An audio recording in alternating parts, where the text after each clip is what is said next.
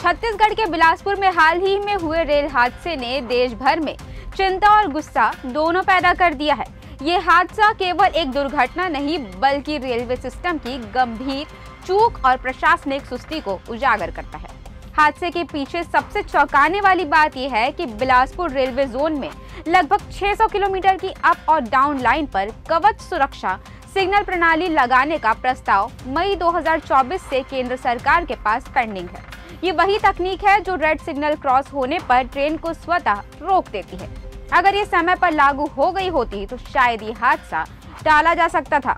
इस मामले में प्रदेश कांग्रेस अध्यक्ष दीपक बैज ने इस हादसे को लेकर केंद्र और रेलवे प्रशासन पर तीखा तंज कसते हुए कहा है कि देश के सबसे कमाऊ रेलवे जोन में यात्रियों की सुरक्षा को नजरअंदाज किया जा रहा है।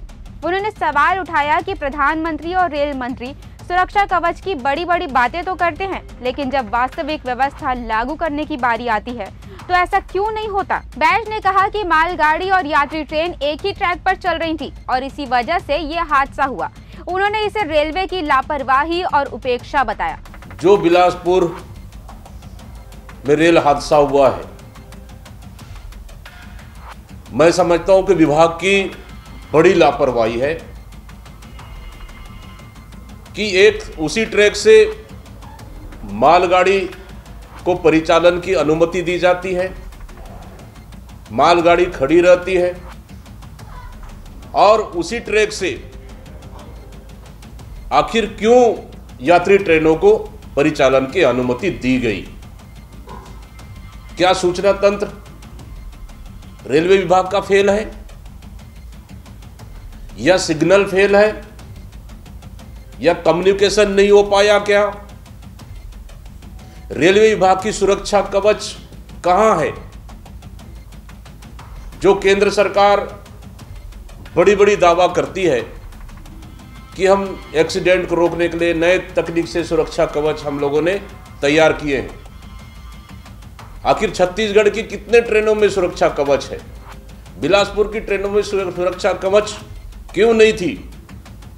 जो कि छत्तीसगढ़ रेलवे को राजस्व देने में अग्रणी राज्यों में से है।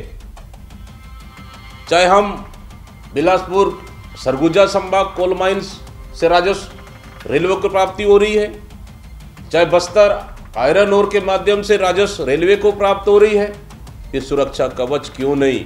दीपक बैज ने मृतकों के परिजनों के लिए 1 करोड़ रुपए मुआवजा और नौकरी, घायल परिजनों के लिए 50 लाख रुपए मुआवजा और नौकरी और अनाथ बच्चों की शिक्षा की पूरी जिम्मेदारी रेलवे पर लेने की मांग की है।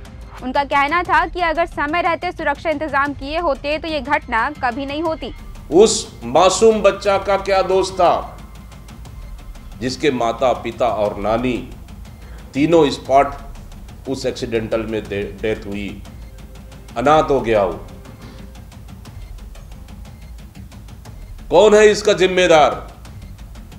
कहीं ना कहीं ये डबल इंजन सरकार की फेलियर के वजह से ये घटना घटी और जो मृतक जिनकी मृत्यु हुई है उनको शासन, प्रशासन, रेलवे विभाग 1 करोड़ रुपए का मुआवजा देना चाहिए और उन्हें नौकरियां भी देनी चाहिए।